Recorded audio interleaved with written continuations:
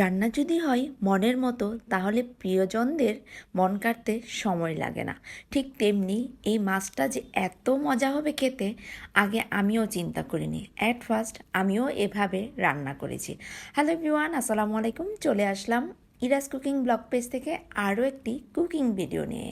আজকে আমি একটা রান্না দেখাবো। আসলে রান্নাটা আমরা সবাই পারি, কিন্তু একটু ব্যতিক্রমভাবে রান্না করলে সেটার মজা এবং টেস্টটা যে অন্যরকম হয়ে যায় সেটা আমি না রান্না করলে বুঝতাম না।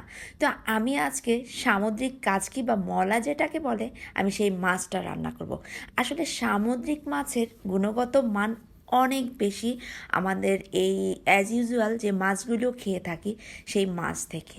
ঠিক তেমনি আমি সামুদ্রিক মাছের আজকে যে রেসিপিটা করছি সেটা আমি অন্যভাবে ট্রাই করে দেখলাম। আসলে আমি এই মাছটাতে একটু নরম কিছু সবজি দেব। আমি দিয়েছি ঝিঙা এবং আলু, একটা দুটো ঝিঙা আর এক পিস আলু দিয়ে আমি সুন্দর করে আগে কষিয়ে নিচ্ছি। আর সাথে তো টমেটো কাঁচামরিচ থাকবেই, কারণ একটু কালারফুল না হলে তরকারিটা দেখতেও সুন্দর হয় না, আর যে জিনিস দেখতে সুন্দর না সেই জিনিস কিন্তু খেতেও ভালো না। তো আমি প্রথমেই কিন্তু সব কিছু গুছিয়ে মশলা কষিয়ে এখানে সবজি একটু কষিয়ে নিলাম, কারণ মাছটা একটু নরম হয়ে যাবে খুবই তাড়াতাড়ি, সেটার জন্য আমি মাছটা দিয়ে দিচ্ছি। আপনারাও চাইলে এই পদ্ধতিতে এভাবে ট্রাই করতে পারেন। আসলে সামুদ্রিক মলা যে এত টেস্টি হবে এভাবে রান্না করলে, হালকা কিছু সবজি দিলে, সেটা আসলে আগে বুঝিনি, আমরা খাওয়ার পর বুঝলাম।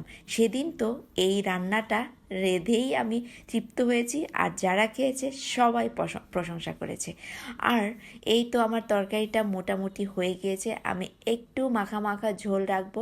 তো যেহেতু মোটামুটি কষানো হয়েছে, আমি একটু অনেক সাবধানতার সাথে উল্টে পাল্টে দিচ্ছি যেন মাছগুলো ভেঙে না যায়।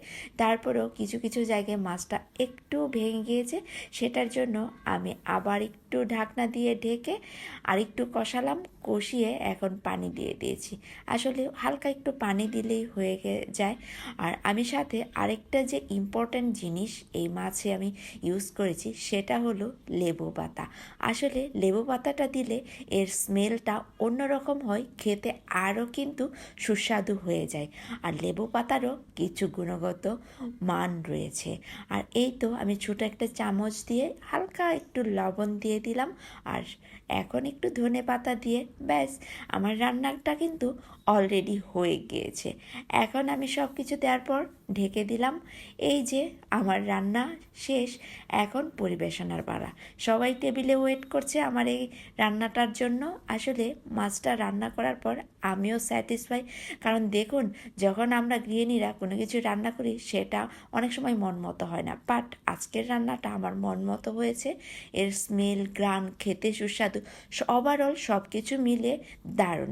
আপনারা চাইলে এভাবে মাছটা নিজের মতো করে রান্না করতে পারেন। আশা করি আজকের ব্লগটি ভালো লেগেছে। ভালো লাগলে অবশ্যই লাইক, কমেন্ট, শেয়ার দিয়ে ইরাস কুকিং ব্লগ পেজের পাশে থাকুন। আল্লাহ হাফেজ।